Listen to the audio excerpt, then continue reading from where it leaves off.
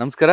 ಇವತ್ತಿನ ಹೆಲ್ತ್ ಟೂರ್ನ ವಿಶೇಷವಾದಂಥ ಸ್ಥಳಕ್ಕೆ ನಾವು ಬಂದಿದ್ದೀವಿ. ಅದು ಬೆಂಗಳೂರಿಂದ ನೀವೇನಾದ್ರು ತುಮಕೂರು ಕಡೆ ಹೋಗ್ತಾ ಇದ್ದಾರೆ ಅಂದರೆ ಗೊರಗುಂಟೆಪಾಳ್ಯ ಫ್ಲೈಓವರ್ ಆದಮೇಲೆ ನೆಲಮಂಗಲ ಟೋಲ್ ಸಿಗುತ್ತೆ. ಆ ಟೋಲ್ ದಾಟಿದ ತಕ್ಷಣ ಇಮಿಡಿಯೇಟಾಗಿ ಒಂದು ಲೆಫ್ಟ್ ಬರುತ್ತೆ. ಅದು ನಮ್ಮನ್ನು ಕೆಂಚನಹಳ್ಳಿ ಅಂಥೇಳಿ ಒಂದು ಗ್ರಾಮಕ್ಕೆ ಕರೆದುಕೊಂಡು ಹೋಗುತ್ತೆ. ಆ ಗ್ರಾಮದಲ್ಲಿ ಇರುವಂಥ ಒಂದು ಅದ್ಭುತವಾಗಿರುವಂಥ ಯೋಗಾಶ್ರಮ ಪ್ರಾಂಜಲಿ ಯೋಗಾಶ್ರಮ. ಏನಿದು ಪ್ರಾಂಜಲಿ ಯೋಗಾಶ್ರಮ? ಯಾವಾಗ ಆರಂಭ ಆಯಿತು? ಆರೋಗ್ಯದ ದೃಷ್ಟಿಯಿಂದ ಯಾವೆಲ್ಲ ರೀತಿಯ ಯೋಗಾಸನಗಳನ್ನು ನಮ್ಮ ಜೀವನದಲ್ಲಿ ನಮ್ಮ ದೇಹಕ್ಕೆ ಅಳವಡಿಸ್ಕೊಳ್ಬೇಕು? ಇವತ್ತಿನ ಈ ಒಂದು ಹೆಲ್ತ್ ಟೂರ್ನಲ್ಲಿ ಪ್ರಾಂಜಲಿ ಯೋಗಾಶ್ರಮ ಇದು ನೆಲಮಂಗಲದಲ್ಲಿದೆ. ಬನ್ನಿ, ಇವತ್ತಿನ ಈ ಒಂದು ಕಾರ್ಯಕ್ರಮದಲ್ಲಿ ನಿಮಗೆ ಹೆಚ್ಚಿನ ಮಾಹಿತಿಯನ್ನು ಈ ಒಂದು ಹೆಲ್ತ್ ಟೂರ್ ಮೂಲಕ ನಾವು ನಿಮಗೆ ನೀಡಲಿದ್ದೇವೆ. ಸರ್ ನಮಸ್ಕಾರ. ನಮಸ್ತೆ. ಹೇಗಿದ್ದೀರಿ ಸರ್? ಚೆನ್ನಾಗಿದ್ದೀವಿ. ಸೊ ನೋಡಿ, ನಾವು ಬೆಂಗಳೂರು ಸಿಟಿಯಿಂದ ಹಿಡಿದು ನೀವೇನು ಬೆಂಗಳೂರಿಂದ ದೂರ ಅಂತೂ ಇಲ್ಲ, ನೆಲಮಂಗಲದಿಂದ ಹಾರ್ಡ್ಲಿ ಒಂದು 5-6 ಕಿಲೋಮೀಟರ್ ಇರ್ಬೇಕು. ಕೆಂಚನಹಳ್ಳಿ ಅಂತ ಹೇಳಿ ಪ್ರಾಂಜಲಿ ಯೋಗ ಅಂತ ನಾನು ಹೇಳಿದೆ.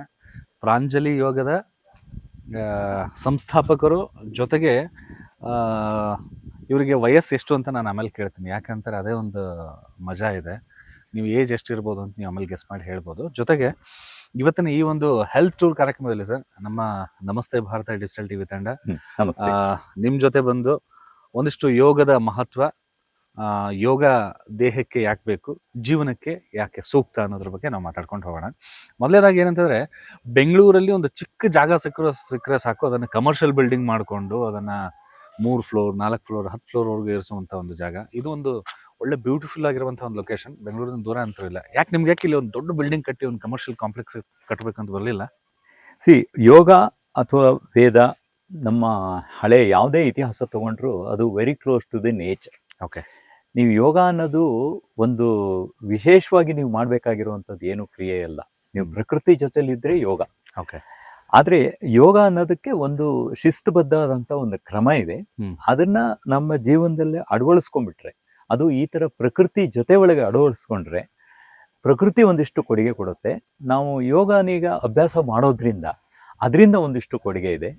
ಯಾಕೆಂದರೆ there is a saying in English, how long you live ಏನಕ್ಕಿಂತ ಹೌ ಗುಡ್ ಯು ಲೀವ್ ಅನ್ನೋದು ಎಕ್ಸಾಕ್ಟ್ಲಿ. ಸೊ ಈ ಆರೋಗ್ಯಕರವಾಗಿರುವಂಥದ್ದು, ಆರೋಗ್ಯಕರವಾಗಿರೋದು ಅಂದರೆ ಡಿಸೀಸ್ ಫ್ರೀ ಅಂತಲ್ಲ. ಡಿಸೀಸ್ ಇದ್ರೂ ಆರೋಗ್ಯವಾಗಿರೋಕ್ಕೆ ಸಾಧ್ಯತೆ ಇದೆ. ಏಕೆಂದರೆ ಈಗಿನ ಕೆಲವು ಬಯಾಲಜಿಕಲ್ ಅಥವಾ ಜೆನೆಟಿಕ್ ಆಗಿರುವಂಥ ಹೈಪರ್ ಟೆನ್ಷನ್ ಇರ್ಬೋದು ಅಥವಾ ಡಯಾಬಿಟಿಸ್ ಇರ್ಬೋದು, ಅದ್ರ ಜೊತೆಗೆ ಸಂತೋಷವಾಗಿರೋಕ್ಕೆ ಸಾಧ್ಯತೆ ಇದೆ. ಅದನ್ನ ಮ್ಯಾನೇಜ್ ಮಾಡ್ಕೊಂಡಿರ್ಬೇಕು. ಆ ರೀತಿಯಾಗಿ ನೋಡಿದ್ರೆ ಯೋಗ ಪ್ರಕೃತಿ ಒಂದಕ್ಕೊಂದಕ್ಕೆ ಸೇರ್ಕೊಂಡಿದೆ. ಸೊ ಆದ್ರಿಂದ ಈ ಯೋಗಾಶ್ರಮ, ಪ್ರಾಂಜಲಿ ಯೋಗಾಶ್ರಮ ನಾವು ಏನು ಮಾಡಿದ್ದೀವಿ, ಇದು ಪ್ರಕೃತಿಯ ಜೊತೆಗೆ ಯೋಗ ಮಾಡಬೇಕು. ಪ್ರಕೃತಿ ಜೊತೆಯಲ್ಲಿ ನಾವಿದ್ದು ಯೋಗ ಕಲಿತ್ರೆ ಅದ್ರ ಉಪಯೋಗ ಏನು ಅಂತ ತಿಳಿಸ್ಲಿಕ್ಕೆ ಒಂದು ಪ್ರಯತ್ನ. ಓಕೆ. HL ಕೃಷ್ಣಮೂರ್ತಿ ಅಂದರೆ HL ಕೃಷ್ಣಮೂರ್ತಿ ತಾವು ನನಗೆ ಇತ್ತೀಚೆಗೆ ಪರಿಚಯ ಆಗಿದ್ದಾರೆ. ಆದರೆ ತಮ್ಮ ಒಂದು ಯೋಗದ ಅಭಿಮಾನಿ ಬಳಗ ಏನಿದ್ದಾರೆ, ಯೋಗವನ್ನು ಫಾಲೋ ಮಾಡ್ತಾ ಇರುವಂಥ ಶಿಷ್ಯಂದರು ಅಂತ ನಾವೇನು ಹೇಳ್ತೀವಿ, ಅವರು ಸಾವಿರಾರು ಸಂಖ್ಯೆಯಲ್ಲಿ ಇಡೀ ಭಾರತ ಎಲ್ಲ ವಿದೇಶದಲ್ಲೂ ಸಹಿತ ತಮ್ಮ ಶಿಷ್ಯವರ್ಗ ಇದ್ದಾರೆ. ಅಂದರೆ ಬೆಂಗಳೂರಲ್ಲಿ ಇದ್ಕೊಂಡು ಜಗತ್ತಿನಾದ್ಯಂತ ಯೋಗದ ಮಹತ್ವನ ತಾವೇನೋ ತಿಳಿಸ್ಕೊಡ್ತಿದ್ರಿ. ಇದ್ರ ಜೊತೆಗೆ ಏನಂದರೆ, ತಾವು ಬೇರೆ ಇಂಡಸ್ಟ್ರಿಯಲ್ಲಿ ಕೆಲಸ ಮಾಡಿದವರು, ದೊಡ್ಡ ದೊಡ್ಡ ಹುದ್ದೆಗಳನ್ನು ನಿಭಾಯಿಸ್ಕೊಂಡು ಬಂದಿದ್ದಾರೆ. ಈ ದೊಡ್ಡ ಹುದ್ದೆಯ ಜೊತೆಗೆ ದೊಡ್ಡ ಜವಾಬ್ದಾರಿ ಅಂದರೆ ಅದು ಯೋಗ. ಹೇಗೆ ಆಸಕ್ತಿ ತಮಗೆ ಹೇಗೆ ಬಂತು? ಇದು ನಾನು ಶುರು ಮಾಡಿದ್ದು 1981ನಲ್ಲಿ ಮೈಸೂರಿನಲ್ಲಿ ಒಂದು ಆಯುರ್ವೇದಿಕ್ ಮೆಡಿಕಲ್ ಕಾಲೇಜ್ ಪ್ರೊಫೆಸರು ನನಗೆ ಫೋರ್ಸ್ ಮಾಡಿ ಕಲಿಸಿದ್ರು. ಓಕೆ. ಅಲ್ಲಿಂದ ನನ್ನ ಯೋಗ ಜರ್ನಿ ಶುರುವಾಯಿತು. ನಾನು ಯೋಗ ಒಂದು ಬಹಳ ಇಷ್ಟಪಟ್ಟು ಅದು ನಮ್ಗೆ ಉಪಯೋಗ ಇಷ್ಟಿದೆ ಅಂತ ಅರ್ಥ ಮಾಡ್ಕೊಂಡು ನಾನು ಕಲ್ತಿದ್ದಲ್ಲ. ಅಕಸ್ಮಾತ್ವಾಗಿ ಬಂತು, ಅದ್ರ ಉಪಯೋಗದಿಂದ ಅದು ಕಂಟಿನ್ಯೂ ಆಯಿತು. ಓಕೆ. ನಾನೊಬ್ಬ ಗುರು ತುಂಬಾ ಜನಕ್ಕೆ ಹೇಳ್ಕೊಡ್ತೀನಿ ಅಂತ ಅನ್ಕೊಳ್ಳೋದಕ್ಕಿಂತ ನಾನು ಯೋಗಾಭ್ಯಾಸ ಮಾಡ್ತೀನಿ ಪ್ರತಿದಿನ, ನನ್ನ ಜೊತೆಗೆ ಎಷ್ಟೋ ಜನ ಮಾಡ್ತಾರೆ. ಓಕೆ. ನಿಮಗೊಂದು ಹೇಳಬೇಕು ಅಂದರೆ, ನಾನು 81ನಿಂದ ಶುರು ಮಾಡಿದ್ರು, ನಾನು ಹೇಳ್ಕೊಡಕ್ಕೆ ಶುರು ಮಾಡಿದ್ದು ಸುಮಾರು ಒಂದು 90ರಿಂದ ಇರ್ಬೋದು. ಓಕೆ. 1990ಯಿಂದ ಹೇಳ್ಕೊಡ್ತಾಕ್ಕೆ ಶುರು. ಆ ನಂತರ ನಾನು ಶುರು ಮಾಡಿದ್ದು ಒಂದು 6000ರಿಂದ 7000 ಜನ ಬಂದು ಸ್ಟೂಡೆಂಟ್ ಬಂದು ಹೋಗಿದ್ದಾರೆ. ನನಗೆ ಒಬ್ಬ ಮಗ, ಒಬ್ಬ ಮಗಳು, ನನ್ನ ವೈಫು, ನಾವು ಇಷ್ಟು ಜನ, ನಾವು ಒಂದು ಸಾತ್ವಿಕ ಫ್ಯಾಮಿಲಿಯವರು.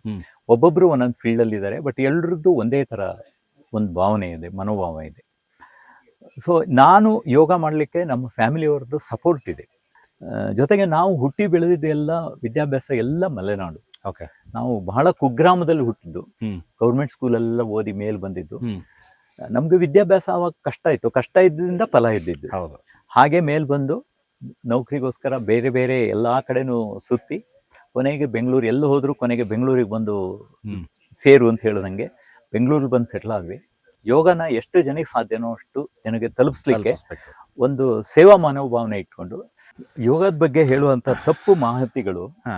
ಆಮೇಲೆ ಇದು ವ್ಯಾಪಾರೀಕರಣ ಆಗಿರೋದು, ಆಮೇಲೆ ಅದು ಅವರು ವ್ಯಾಪಾರೀಕರಣಕ್ಕೆ ಮಾಡಬೇಕಾಗಿರುವಂತಹ ಒಂದು ಪ್ರದರ್ಶನ.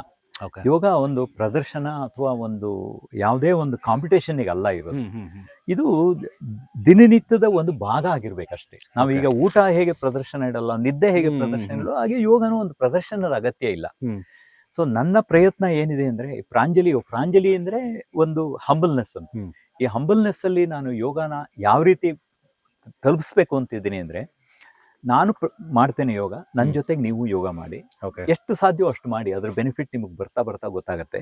ನನಗೆ ಒಂದು ಹ್ಯೂಮನ್ ಅನಾಟಮಿ ಫಿಸಿಯಾಲಜಿ ಬಗ್ಗೆನೂ ನಾಲೆಡ್ಜ್ ಒಂದು ಸಾಕಷ್ಟು ಇರೋದ್ರಿಂದ ಯೋಗದ ಬಗ್ಗೆನೂ ಸುಮಾರು ಕಲ್ತಿದ್ದೀನಿ.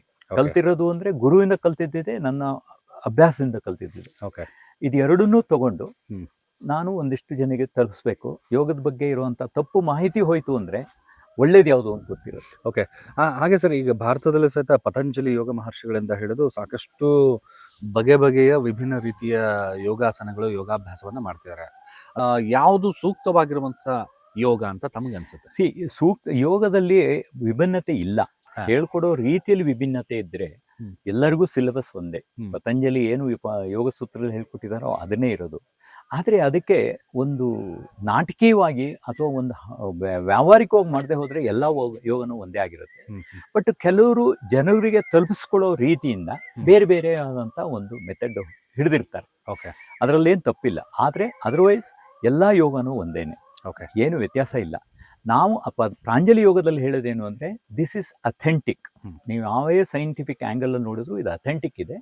ಜೊತೆಗೆ ಇದು ಸಿಂಪಲ್ ಆಗಿದೆ. ಯಾವ 10 ವರ್ಷ ಮೇಲ್ಪಟ್ಟಿಂದ ಹಿಡಿದು ಯಾವ ಏಜ್ ನಲ್ಲಿ ಯಾವ ಟೈಮಲ್ಲಿ ಬೇಕಾದ್ರೂ ಪ್ರಾಂಜಲಿ ಯೋಗ ಶುರು ಮಾಡಬಹುದು. ಅದಕ್ಕೆ ಹಿಂದಿನ ಅಭ್ಯಾಸಗಳು ಅಗತ್ಯ ಇಲ್ಲ, ಅನ್ಲೆಸ್ ಮೆಡಿಕಲಿ ರಿಸ್ಟ್ರಿಕ್ಟೆಡ್ ಅಷ್ಟೇ. ಯೋಗದ ಜೊತೆಗೆ ನಿಮ್ಮ ಅದ್ಭುತವಾಗಿರುವಂತಹ ಪ್ರಕೃತಿಯ ಮಧ್ಯೆ ನಾವು ಇವತ್ತಿನ ದಿವಸ ಇದ್ದೀವಿ. ಪ್ರಾಂಜಲಿ ಯೋಗ ಆಶ್ರಮ ಕೂಡ ಇದೆ. ಅಂದ್ರೆ ಪ್ರಕೃತಿ ಹಾಗೂ ಯೋಗ ಯಾವ ರೀತಿ ಒಂದಕ್ಕೊಂದು ಸಂಬಂಧ ಇದೆ, ಯಾವ ರೀತಿ ಒಂದಕ್ಕೊಂದು ನಂಟಿದೆ ಅಂತ. ಯೋಗ ಮತ್ತೆ ಪ್ರಕೃತಿ ಬೇರೆ ಬೇರೆ ಅಲ್ಲ. ಯೋಗನೇ ಒಂದು ಪ್ರಕೃತಿ, ಪ್ರಕೃತಿಯಲ್ಲೇ ಯೋಗ. ನೀವು ಯೋಗದ ಯಾವುದೇ ಆಸನಗಳನ್ನು ತಗೊಂಡ್ರು ಪ್ರಕೃತಿಯಲ್ಲಿರುವಂತ ಪ್ರಾಣಿ ಪಕ್ಷಿ ಆ ವಾತಾವರಣ ಅದನ್ನೇ ಕೊಟ್ಟು ಆಸನಗಳು, ಪರ್ವತಾಸನ ಇರ್ಬೋದು, ಬಕಾಸನ ಇರ್ಬೋದು, ಪಕ್ಷಿ ಪ್ರಾಣಿಗಳನ್ನ ಕೊಟ್ಟಿರುವಂಥದ್ದು. ಯೋಗವನ್ನು ಸರಿಯಾಗಿ ಜೀವನದಲ್ಲಿ ಅಳವಡಿಸ್ಕೊಂಡ್ರೆ, ಅಡಾಪ್ಟ್ ಮಾಡ್ಕೊಂಡ್ರೆ ನಿಮ್ಮ ಚಿಕಿತ್ಸೆ ಅಗತ್ಯ ಬರಲ್ಲ. ಪ್ರಾಂಜಲಿ ಯೋಗಾಶ್ರಮ ಈಗಾಗಲೇ ನಾವು ನೋಡ್ತಾ ಇದ್ದೀವಿ, ಪ್ರಕೃತಿ ಮಧ್ಯೆ ಇದೆ ಅಂತ ಹೇಳಿ. ಇಲ್ಲಿ ಎಷ್ಟು ತಮ್ಮ ವಿದ್ಯಾರ್ಥಿಗಳು ಇಲ್ಲಿ ಬರ್ತಾರೆ ಸರ್ ಯೋಗಾಭ್ಯಾಸವನ್ನ ಕಲಿಯೋದಕ್ಕೆ? ತಾವು ಒಂದು ಆನ್ಲೈನ್ ಮೂಲಕನೂ ಹೇಳ್ತಾ ಇದ್ರಿ. ಆಫ್ಲೈನ್ ಅಲ್ಲಿ ಬರೋದಾಯ್ತು ಅಂತಂದ್ರೆ ವೀಕೆಂಡ್ ಅಲ್ಲಿ ಇಲ್ಲೆಲ್ಲ ಬಂದು ಪ್ರಾಕ್ಟೀಸ್ ಮಾಡ್ಕೊಂಡು ಕುಟುಂಬದ ಸಮೇತ ಬರ್ಬೋದಾ, ಹೇಗೆ? ಹೌದು, ಈಗ ನಾವು 2 ತರ ಮಾಡಿದೀವಿ. ಒಂದು ಏನಿದೆ ಅಂದ್ರೆ, ಒಂದು ಶಿಸ್ತುಬದ್ಧವಾಗಿ ಪ್ರತಿದಿನ ಹೇಳ್ಕೊಡೋದು ಯೋಗ ಇದೆ. ಅದು ಆನ್ಲೈನ್ ನಲ್ಲೂ ಇದೆ, ಆಫ್ಲೈನ್ ನಲ್ಲೂ ಇದೆ. ಬಟ್ ಹೆಚ್ಚು ಜನ ಆನ್ಲೈನ್ ಪ್ರಿಫರ್ ಮಾಡ್ತಾರೆ. ಇಲ್ಲಿ ನಾವು ವೀಕೆಂಡು ಆ ಥರ ರಜೆಗಳ ದಿನಗಳಲ್ಲಿ ನಾವು ವ್ಯವಸ್ಥೆ ಮಾಡ್ತೀವಿ. ಅವರು ಫ್ಯಾಮಿಲಿ ಜೊತೆಗೂ ಬರ್ಬೋದು. ಇಲ್ಲಿ ಬಂದು ಒಂದಿಷ್ಟು ಯೋಗಗಳನ್ನು ಕಲಿತು ಈ ಪ್ರಕೃತಿ ಜೊತೆಗಿದ್ದು ಅವರು ಕಂಪ್ಲೀಟ್ ಆಗಿ ಒಂದು ರಿಲ್ಯಾಕ್ಸೇಷನ್ ಮಾಡ್ಕೊಳ್ಳೋಕೆ ಒಂದು ವಾತಾವರಣ ಕ್ರಿಯೇಟ್ ಮಾಡಿದೀವಿ. ಅಂದ್ರೆ ಇಲ್ಲಿ ಅದ್ಭುತವಾಗಿರುವಂತಹ ಒಂದು ಜಾಗ ಅಂತೂ ಇದೆ. ಅಂದ್ರೆ ಈ ಯಾವುದೇ ಒಂದು ಸ್ಥಳವನ್ನ ನಿರ್ಮಾಣ ಮಾಡಬೇಕು, ಅದು ವಿಶೇಷವಾಗಿ ಯೋಗದಲ್ಲಿ ಅಂದ್ರೆ ಸಾಕಷ್ಟು ಶ್ರಮ ಬೇಕು. ಜಾಗಗಳನ್ನ ಆಯ್ಕೆ ಮಾಡೋದಾಗಿರ್ಬೋದು, ಅಥವಾ ಈ ತರ ಒಂದು ಪ್ರಕೃತಿಯ ಜೊತೆಗೆ ಯೋಗಕ್ಕೆ ಸೂಕ್ತವಾಗಿರುವಂತಹ ಕಟ್ಟಡವನ್ನ ನಿರ್ಮಾಣ ಮಾಡೋದು, ಈ ಒಂದು ಎಕ್ಸ್ಪೀರಿಯನ್ಸ್ ಎಲ್ಲ ಹೇಗಿತ್ತು? ಯಾವಾಗ ಇದನ್ನ ಆರಂಭ ಮಾಡಿದ್ರೆ?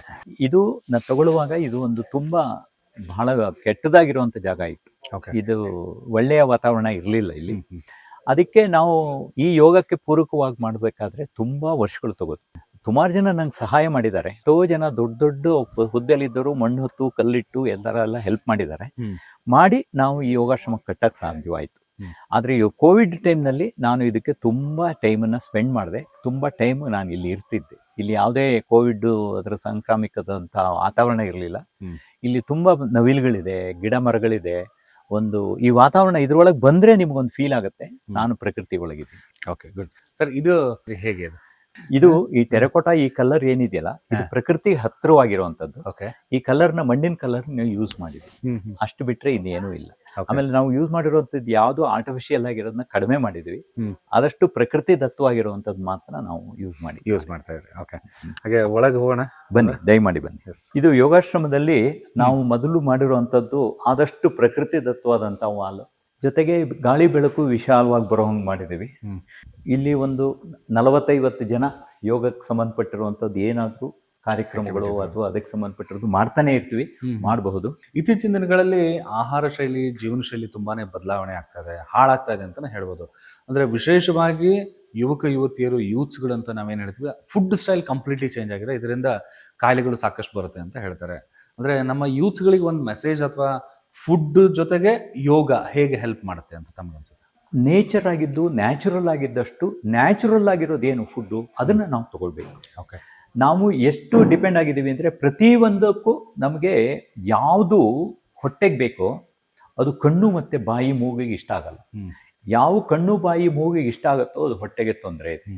ನಮಗೆ ಹೊಟ್ಟೆಗೆ ಅಗತ್ಯಕ್ಕಿದ್ದಾಗ ತಿನ್ನಬೇಕು. ಆಸೆಗೆ ತಿಂದರೆ ಹಿತಮಿತ, ಯಾವತ್ತು ಆಹಾರದಲ್ಲಿ ಹಿತಮಿತ ಇರಬೇಕು. ಇವತ್ತು ತುಂಬ ಯಾವುದಾದ್ರೂ ಒಂದು ವಿಚಾರ ಹಿಡಿದ್ರೆ ಮಿಲೆಟ್ಸ್ ಅಂತ ಬಂತು, ಎಲ್ಲರೂ ಮಿಲೆಟ್ಸ್ ಹಾಗಿಲ್ಲ. ಎಲ್ಲದನ್ನೂ ಒಂದು ಹಿತಮಿತವಾಗಿರಬೇಕು. ಒಂದೊಂದು ದೇಹದ ಪ್ರಕೃತಿಗೆ ಒಂದೊಂದು ರೀತಿ ಆಹಾರ ಹೋಗುತ್ತೆ, ಒಂದೊಂದು ವಾತಾವರಣಕ್ಕೆ, ಒಂದೊಂದು ಏರಿಯಾಕ್ಕೆ ಒಂದೊಂದು ರೀತಿ ಇದೆ. ಈಗ ನೀವು ಬಿಜಾಪುರ, ಗುಲ್ಬರ್ಗ ಆ ಸೈಡಲ್ಲಿ ಹೋದ್ರೆ ಜೋಳದ ರೊಟ್ಟಿ ತಿಂದು ಬಿಸಿಲಲ್ಲಿ ಮೆಣಸಿನಕಾಯಿ ತಿಂದ್ರೆ ಏನೂ ಆಗಲ್ಲ. ಅದೇ ಸೌತ್ ಕೆನರಾಕ್ಕೆ ಹೋದ್ರೆ ಕೊಬ್ಬರಿ ಎಣ್ಣೆ ಅಂತ ಒಂದೊಂದು ಅಲ್ಲಿ ಸಿಗುವಂಥ ನ್ಯಾಚುರಲ್ ಆಗಿರೋ ರಿಸೋರ್ಸ್ ತಗೊಂಡು ಅದರಲ್ಲಿ ಒಂದು ಶುಚಿ ಮತ್ತು ರುಚಿ ಇಲ್ಲದೆ ಹೋದ್ರೂ ಶುಚಿ ಇರಬೇಕು. ರುಚಿ ಅನ್ನೋದು ಹೇಳಿದ್ನಲ್ಲ, ಅದು ಹೊಟ್ಟೆಗೂ ಬಾಯಿಗೂ ಸಂಬಂಧ ಇಲ್ಲದೆ ಇರೋ ವಿಚಾರ. ಆದಷ್ಟು ಆರೋಗ್ಯಕರ ಆಹಾರ ತಿಂದರೆ, ಆರೋಗ್ಯಕ್ಕೆ ಅಂತ ನೀವೊಂದು ಪಟ್ಟಿ ಮಾಡ್ಕೊಳ್ಳೋದ್ರಲ್ಲಿ ಅರ್ಥ ಇಲ್ಲ. ಯಾವುದಂದ್ರೆ ಯಾವುದನ್ನ ಏನಾದರೂ ದೇಹಕ್ಕೆ ತೊಂದರೆ ಆಗುವಂಥದ್ದು, ಕೆಲವರಿಗೆ ಡಯಾಬಿಟಿಸ್ ಇರ್ಬೋದು, ಇನ್ನೊಂದಿರ್ಬೋದು, ಅದಕ್ಕೆ ವಿರುದ್ಧವಾಗಿರುವಂಥ ಆಹಾರನ ಬಿಡೋದು ಒಳ್ಳೆಯದು. ಸರ್, ಭಾರತ ದೇಶದಲ್ಲಿ ಅತ್ಯಂತ ಮುಂಚೂಣಿಯಲ್ಲಿರುವಂತಹ ಸುಮಾರು 120 ರಾಷ್ಟ್ರಗಳಲ್ಲಿ ಅಂತಾರಾಷ್ಟ್ರೀಯ ಯೋಗ ದಿನಾಚರಣೆಯನ್ನು ಆಚರಣೆ ಮಾಡ್ತಿದ್ದಾರೆ. ಈ ಆಚರಣೆ ಜೊತೆಗೆ ತಾವು ಕೂಡ ಸಾಕಷ್ಟು ದೇಶ ವಿದೇಶಗಳನ್ನು, ಅಮೆರಿಕ, ಯುರೋಪ್ ಕಂಟ್ರೀಸ್ಗಳೆಲ್ಲ ಟ್ರಾವೆಲ್ ಮಾಡಿದ್ದಾರೆ. ಅಲ್ಲಿ ಯೋಗಕ್ಕೆ ಪ್ರಾಮುಖ್ಯತೆ ಯಾವ ರೀತಿ ಇದೆ? ಅಥವಾ ಭಾರತೀಯರಷ್ಟೇ ಹೋಗಿ ಯೋಗವನ್ನು ಪ್ರಚಾರ ಮಾಡ್ತಿದಾರಾ, ಅಥವಾ ಅಲ್ಲಿರುವಂತಹ ವಿದೇಶಿಗರು ಸಹಿತ ಭಾರತದ ಯೋಗದ ಬಗ್ಗೆ ಹೆಚ್ಚಿನ ಆಸಕ್ತಿ ತೋರಿಸಿದಾರೆ, ಅಥವಾ ಹೇಗೆ? ಒಂದು ತುಂಬ ದೊಡ್ಡ ಫೇಮಸ್ ಆಗಿರುವಂಥ ಒಬ್ರು ಗುರು ಹೇಳ್ತಾರೆ, ನಾನು ಇಂಡಿಯಾದಲ್ಲಿ ಯೋಗನ ತುಂಬ ಕಷ್ಟಪಟ್ಟು ಪ್ರಮೋಟ್ ಮಾಡಿದೆ, ಜನ ಯಾರು ಒಪ್ಪಲಿಲ್ಲ. ಆಗ ನಾನು ಮಾಡಿರೋ ಕೆಲಸ ಏನು ಅಂದರೆ ಅಮೆರಿಕಕ್ಕೆ ಹೋಗಿ ಯೋಗ ಮಾಡಿದೆ. ಆನಂತರ ಅಮೆರಿಕದವರು ಇಂಡಿಯಾಕ್ಕೆ ಹೇಳಿದಾಗ ಅದು ಯೋಗ ಚೆನ್ನಾಗಿ ವ್ಯಾಪಾರ ಆಯಿತು ಅಂತ. ಯೋಗ ವ್ಯಾಪಾರೀಕರಣಗೊಂಡಿದೆ. ಅಲ್ಲೆಲ್ಲ ಹೇಗಿದೆ ಅಂತ ಹೇಳಿದ್ರೆ ಯೋಗ ಸ್ಟುಡಿಯೋ ಅಂತ ಹೇಳ್ತಾರೆ. ಈ ರೀತಿ ಯೋಗನ ಒಂದು ವ್ಯಾಪಾರೀಕರಣ ಮಾಡೋದ್ರ ಜೊತೆಗೆ, ವ್ಯಾಪಾರಿ ಅಂದರೆ ಹಣದ ಒಂದೇ ಅಲ್ಲ, ಅದಕ್ಕೆ ಮೂಲ ಬಿಟ್ಬಿಟ್ಟು ಅದನ್ನ ಒಂದು ಬೇರೆ ರೀತಿಯಾಗಿ ಅದನ್ನು ಮಾಡಿರೋದು ಅದೊಂದು ನವೀನ ಸಂಗತಿನೇನೆ. ಯಾಕೆಂದ್ರೆ ಯೋಗಕ್ಕೆ ಮೂಲ ಏನಿದೆ, ಆ ಮೂಲನೀಗ ಬಿಟ್ಟು ನಾವು ಹೊರಟೋದ್ರೆ ಆ ಯೋಗದಿಂದ ಸಿಗಬೇಕಾಗಿರೋಂಥ ಪರಿಪೂರ್ಣ ಒಂದು ಬೆನಿಫಿಟ್ ಅಂತ ಏನಿದೆಯೋ ಅದು ಸಿಗೋದಿಲ್ಲ. ಅದರಿಂದ ಯೋಗದ ಮೂಲ ಬಿಡದೆ ಅದು ಸ್ವಲ್ಪ ಆ ಕಡೆ ಅನುಕೂಲಕ್ಕಾಗೋಂಗೆ, ಒಬ್ಬೊಬ್ಬರಿಗೆ ಒಂದೊಂದು ಅನುಕೂಲವಾಗ ಹಾಗೆ ಮಾಡುವಂಥದ್ದು ಒಂದು ಕ್ರಮ ಇದೆ. ಆ ಕ್ರಮದಲ್ಲೇ ಯೋಗ ಕಲಿತ್ರೆ ಇನ್ನು ಯಾವ ದೇಶ ಭಾಷೆ ಅದು ಮ್ಯಾಟ್ರ್ ಆಗಲ್ಲ. ಇವತ್ತಿನ ಈ ಕಾರ್ಯಕ್ರಮದ ಮೂಲಕ ತಾವೇನಾದರೂ ಪ್ರಾಂಜಲಿ ಯೋಗದಲ್ಲಿ ಗುರುಗಳ ಕಡೆಯಿಂದ ಯೋಗವನ್ನ ಕಲಿಬೇಕು, ಯೋಗಾಭ್ಯಾಸವನ್ನ ಕೇವಲ ನಾವು ಹೇಳ್ತಾ ಇದೀವಿ ಅಂತಲ್ಲ, ನಿಮ್ಮ ಆರೋಗ್ಯದ ಹಿತದೃಷ್ಟಿಯಿಂದ ನೀವು ಕಾಪಾಡ್ಕೊಳ್ಬೇಕು ಅಂತಂದ್ರೆ ಪ್ರಾಂಜಲಿ ಯೋಗವನ್ನ ಫಾಲೋ ಮಾಡಿ, ಜೊತೆಗೆ ಗುರುಗಳ ಯೋಗಾಭ್ಯಾಸವನ್ನ ನಿರಂತರವಾಗಿ ಅಭ್ಯಾಸ ಮಾಡ್ತಾ ಆರೋಗ್ಯವನ್ನ ಕಾಪಾಡಿಕೊಳ್ಳಿ ಅಂತ ಹೇಳ್ತಾ ಇವತ್ತಿನ ಕಾರ್ಯಕ್ರಮ ಒಂದು ಹೇಳೋದಕ್ಕಿಂತ ಮುಂಚೆ ಒಂದು ಹೇಳ್ತೇನೆ. ಇಲ್ಲಿ ಯಾವ ಏಜ್ನವರು, 12 ವರ್ಷ ಮೇಲ್ಪಟ್ಟಂತ ಯಾವ ಏಜ್ನವರು ಯಾವಾಗ ಬೇಕಾದ್ರೂ ಶುರು ಮಾಡ್ಬೋದು ಪ್ರಾಂಜಲಿ ಯೋಗ. ಸೀನಿಯರು ಜೂನಿಯರು ಅಂತ ಇಲ್ಲ, ಇವತ್ತಿನಿಂದ ಶುರು ಮಾಡಿದ್ರು ಮಾಡ್ಬೋದು, 15 ವರ್ಷದಿಂದ ಮಾಡ್ತಿರೋದು ಮಾಡ್ಬೋದು. ಅದಕ್ಕೆ ಒಂದು ಅಥೆಂಟಿಕ್ ಆಗಿ ಸಿಂಪಲ್ ಆಗಿ ಹೇಳ್ಬೇಕು ಅಂತ ನಿಮ್ಗೆ ಅನ್ಸಿದ್ರೆ ಪ್ರಾಂಜಲಿ ಯೋಗಕ್ಕೆ ನೀವು ಬರೋ. 12 ವರ್ಷ ಮೇಲ್ಪಟ್ಟ ಎಲ್ಲ ಮಕ್ಕಳಿಂದ ಹಿಡಿದು ವಯಸ್ಸಿನ ಇತಿಮಿತಿ ಯಾವುದೂ ಇಲ್ಲ. ಹೀಗಾಗಿ ತಮ್ಮ ಆರೋಗ್ಯವನ್ನು ಕಾಪಾಡ್ಕೊಳ್ಬೇಕು ಅಂದ್ರೆ ಪ್ರತಿನಿತ್ಯವೂ ಸಹಿತ ಯೋಗ ಮಾಡಿ. ಅದು ವಿಶೇಷವಾಗಿ ಪ್ರಾಂಜಲಿ ಯೋಗದ ಮೂಲಕ, ಅದು ಆನ್ಲೈನ್ ಇರ್ಬೋದು ಅಥವಾ ಆಫ್ಲೈನ್ ಇರ್ಬೋದು. ನಂಬರ್ ನಿಮಗೆ ಡಿಸ್ಪ್ಲೇ ಮಾಡಿ ತೋರಿಸ್ತಾ ಇದೀವಿ, ಕಾಂಟ್ಯಾಕ್ಟ್ ಮಾಡಿ. ಸರ್ವೇ ಜನಃ ಸುಖಿನೋ ಭವಂತು. ನಮಸ್ಕಾರ.